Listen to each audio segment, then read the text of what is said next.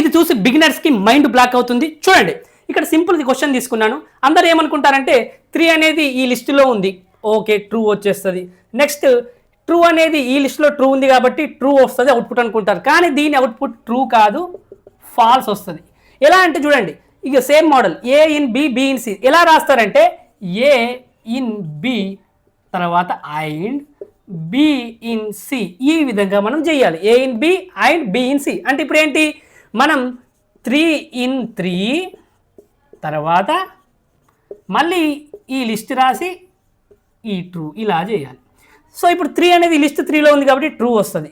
And తర్వాత ఇక్కడ మనకు లిస్ట్ 3 అనేది ట్రూలో ఉంటుందా, ఉండదు. కాబట్టి ఈ లిస్టులో మనకు ఫాల్స్ వస్తుంది. ట్రూ ఉంది, ఫాల్స్ ఉంది, మధ్యలో అండ్ ఉన్నప్పుడు ఏమవుతుంది, మనకు ఫాల్స్ వస్తుంది. ఇది చాలామంది కన్ఫ్యూజ్ అవుతారు సింటాక్స్ తెలియక. సో ఇది ఈ విధంగా మనకు సింటాక్స్ అనేది వర్క్ అవుతుంది. ఏ ఇన్ బి ఇన్ సి ఉన్నప్పుడు ఈ విధంగా మనం సింటాక్స్ రాయాలి. ఇలాంటి కన్ఫ్యూజన్ క్వశ్చన్స్కి క్లారిటీ కావాలంటే తెలుసు కదా, మన ఛానల్ని సబ్స్క్రైబ్ చేసుకోండి.